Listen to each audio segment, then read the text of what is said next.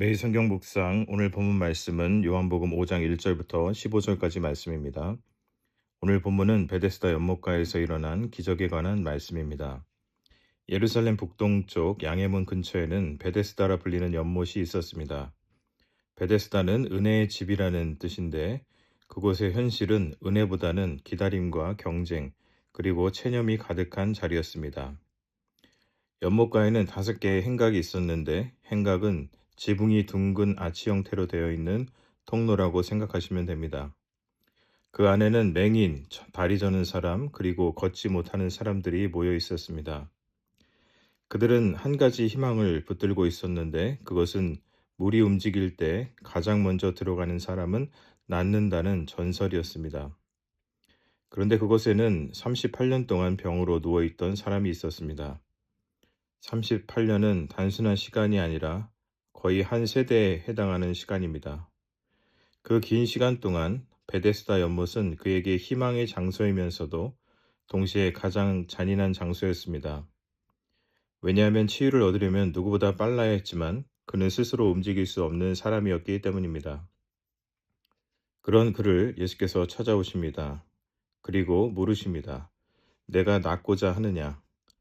그러나 그는 어제 말씀에서 나눴던 왕의 신하처럼 예수님께 낫고 싶다고 간절히 구하지 않습니다. 대신 그는 이렇게 대답합니다. 7절 말씀입니다. 병자가 대답하되 주여 물이 움직일 때 나를 못에 넣어주는 사람이 없어 내가 가는 동안에 다른 사람이 먼저 내려가니이다. 그는 주님의 말씀을 듣고도 여전히 연못을 바라보고 있습니다. 여전히 방법을 찾고 조건을 말합니다. 그때 예수께서 다시 한번 말씀하십니다. 일어나 내 자리를 들고 걸어가라. 주님은 그의 손을 잡아 일으켜 주시지 않으셨고 그를 안아서 베데스다 연못에 넣어 주시지도 않았습니다. 단 3가지를 명령하셨는데 그것은 일어나라는 것이고 두 번째는 내 자리를 들라는 것이고 세 번째는 걸어가라는 말씀이었습니다. 주님의 말씀은 38년 된 병자에게 어떤 위로도 아닌 그저 명령일 뿐이었습니다. 그러나 주님의 말씀 안에 능력이 담겨 있었습니다. 38년 된 병자는 재차 주님께 반문할 수도 있었을 것입니다. 주님, 저는 한 번도 일어나 본 적이 없는데 어떻게 저에게 일어나라고 말씀하시는 것입니까? 라고 말할 수 있었을 것입니다.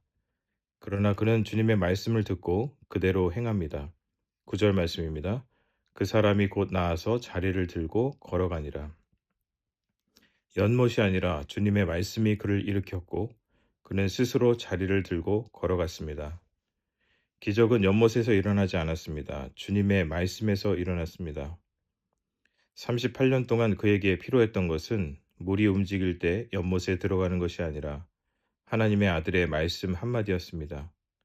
그 말씀이 그의 인생 가운데 역사할 때 그의 인생은 다시 일어나게 되었습니다. 그가 말씀을 믿고 순종하는 순간 그의 인생은 움직이기 시작했습니다. 요한복음은 계속해서 우리에게 같은 메시지를 전하고 있습니다. 그것은 믿음은 능력을 보는 것이 아니라 표적을 쫓는 것이 아니라 주님의 말씀을 듣고 믿는 데서 비롯된다는 것입니다. 말씀은 단순한 정보가 아니라 생명을 살리는 능력입니다. 오늘 우리의 삶에도 오랫동안 해결되지 않은 문제들이 있을 수 있습니다. 반복되는 실패와 고쳐지지 않는 습관, 포기해버린 영역들이 있을 수 있습니다. 어쩌면 우리는 이미 마음속에서 체념한 채 38년 된 병자와 같이 우리 스스로 만들어 놓은 연못을 바라보며 살아가고 있을지도 모릅니다. 그러나 오늘은 주님은 동일하게 우리에게 말씀하십니다. 일어나 내 자리를 들고 걸어가라. 오늘 주님께서 말씀으로 명령하시는 이유는 우리를 일으켜 주시기 위함입니다.